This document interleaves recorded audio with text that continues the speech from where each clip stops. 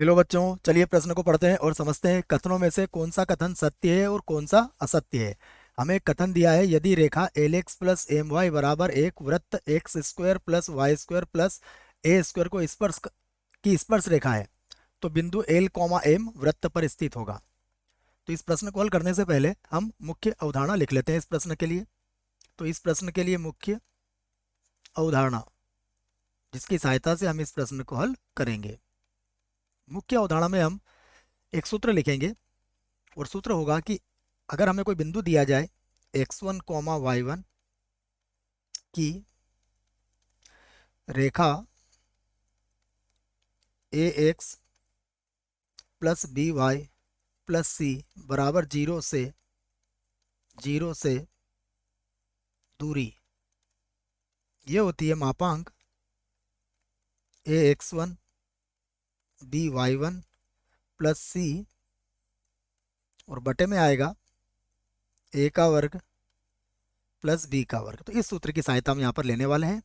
आइए सबसे पहले हम जो दिया गया है उसे लिखते हैं। हमें एक रेखा दी गई है तो सबसे पहले मैं रेखा लिख लेता हूँ। रेखा का समीकरण दिया है हमें L x plus M Y और एक को भी मैं बराबर के इधर ही ले आऊंगा बराबर जीरो, ये रेखा है। उसके बाद एक वृत्त दिया है, वृत्त है हमें एक्स का वर्ग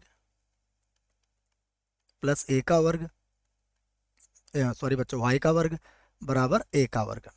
ये जो वृत्त दिया है ये मानक रूप में वृत्त का समीकरण है। इसका जो केंद्र होगा, इस वृत्त का केंद्र सदैव मूल बिंदु पर होता है जीरो जीरो पर, और इसकी जो त्रिज्या है वो किसके बराबर है, ए के बराबर है। अगर हम इस चित्र को बनाना चाहें तो यह कुछ इस प्रकार से बनेगा। यहाँ पर इसकी स्पर्श रेखा हो गई है, ये रेखा हो गई L x plus M Y बराबर एक या माइनस एक बराबर जीरो, ये इसका केंद्र हो गया जीरो जीरो। और अगर हमने यहाँ से एक लंब खींचा तो ये जो दूरी होगी ये त्रिज्या आर के बराबर होगी, जो यहाँ पर किसके बराबर है, ए के बराबर है। अब हमें ये बताना है कि एल कॉमा एम वृत्त पर स्थित है, अर्थात एल एम वृत्त को संतुष्ट करेगा, और एल एम वृत्त को संतुष्ट करेगा। इस स्थिति में हम ये कह सकते हैं कि यदि मैं एक्स की जगह पर एल रखूं और वाई की जगह पर एम रखूं तो एल का वर्ग प्लस एम का वर्ग किसके बराबर होना चाहिए, ए के वर्ग के बराबर आना चाहिए। तो हम कहेंगे एल कॉमा एम वृत्त पर स्थित है। इस स्थिति को लाने के लिए हम क्या करेंगे, देखिए चित्र से समझ में आता है हमें कि केंद्र से रेखा की दूरी किसके बराबर होगी, त्रिज्या के बराबर होगी। इसको आधार हम यहाँ पर बनाते हैं। तो हम लिख देते हैं वृत्त के केंद्र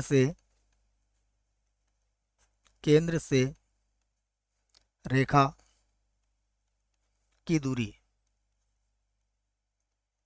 रेखा की दूरी किसके बराबर होगी, वृत्त की त्रिज्या जो कि हमने ए ज्ञात कर रखी है के बराबर होगी। अब केंद्र से दूरी निकालने के लिए सूत्र मैंने आपको लिखवा दिया है, ये होगा जीरो। देखिए एक्स के स्थान पर कितना आ जाएगा, जीरो। तो जीरो कॉमा जीरो गुणा एल कर दो आप इसको, फिर जीरो गुणा एम माइनस एक, और वर्गमूल के अंदर आएगा एल का वर्ग प्लस एम का वर्ग, और हम इसका मापांक ले सकते हैं। ये किसके बराबर हो जाएगा, ए के बराबर हो जाएगा। अब ऊपर देखिए तो माइनस एक ही है, तो आप दोनों पक्षों का अगर वर्ग करते हैं तो आपको मिलेगा एक बटा एल का वर्ग प्लस एम का वर्ग बराबर ए का वर्ग। यदि आप इनका व्युत्क्रम लेते हैं तो आप इसको ऐसा भी लिख सकते हैं, एल का वर्ग प्लस एम का वर्ग बराबर एक बटा ए का वर्ग। परंतु हमें क्या लेके आना है, तो हम ये कह सकते हैं कि ये बराबर नहीं है किसके, ए के वर्ग के। यदि ए के वर्ग के बराबर आता है तो एल कॉमा एम कहाँ होता, वृत्त पर स्थित होता। तो हम कह सकते हैं कि अतः एल कॉमा एम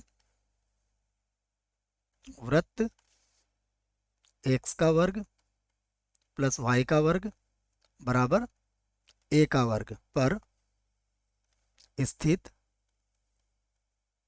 जैसा कि प्रश्न में पूछा गया है, स्थित नहीं है, नहीं है। इसलिए इसलिए कथन